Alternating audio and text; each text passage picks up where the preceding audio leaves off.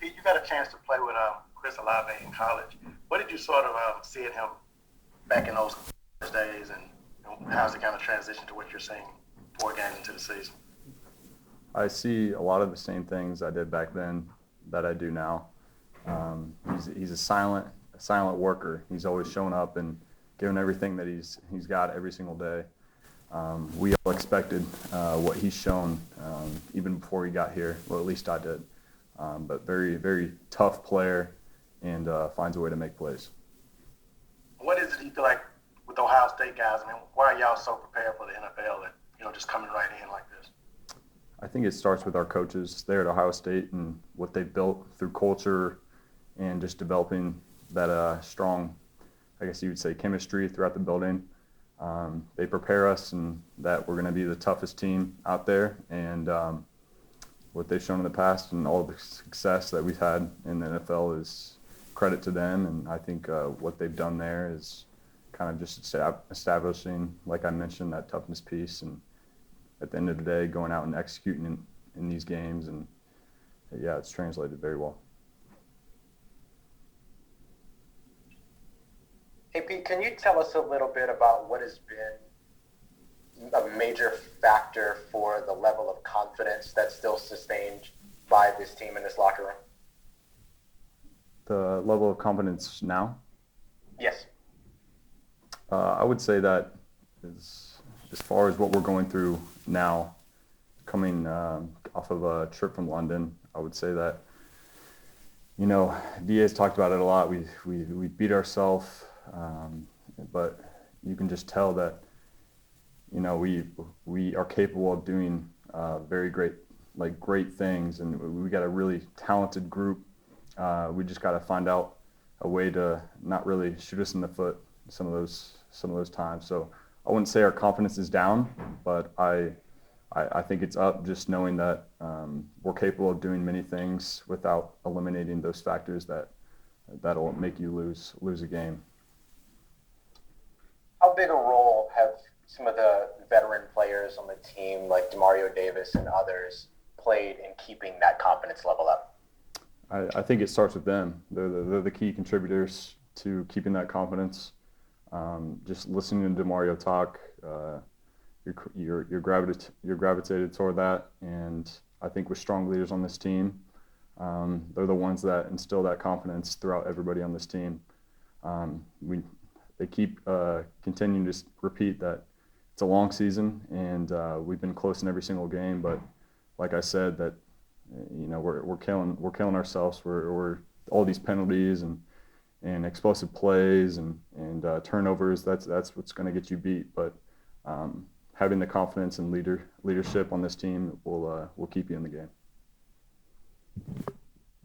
Pete, a lot of people have talked about, a lot of your teammates have talked about just attention to detail. Do you see a big difference in the way y'all are paying attention to details now as opposed to last season? I would say there's been heavy emphasis, especially from Coach, especially now in the position that we're in, that every little detail matters. And I think this year compared to last year, I think it's put more on a pedestal just because of what we've gone through. Going through these first few games and now heading to a week of practice like this, it's going to continue to be emphasized, the little details, because just if everybody's not on the same page or somebody's not in the right position, then that's what gets you beat. So we are continuing to emphasize that, and it starts in practice. Pete, just coming off that international travel, is this week almost kind of like a short week, like you're coming off a Monday night game? I don't think so. I think these past 2 days have been nice to kind of fully recover. I feel like I'm fully recovered now to the time change, so I think we just treat it like a normal week and get ready for that first day of practice on tomorrow, on Wednesday.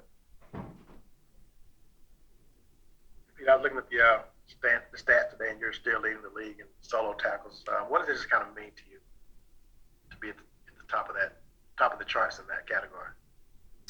I think it's pretty cool, but I think it starts with being in the right position and taking coaching and just going out and executing at the end of the day. But I think that it's a great honor, but I just got to keep putting that foot forward and keep grinding at the end of the day.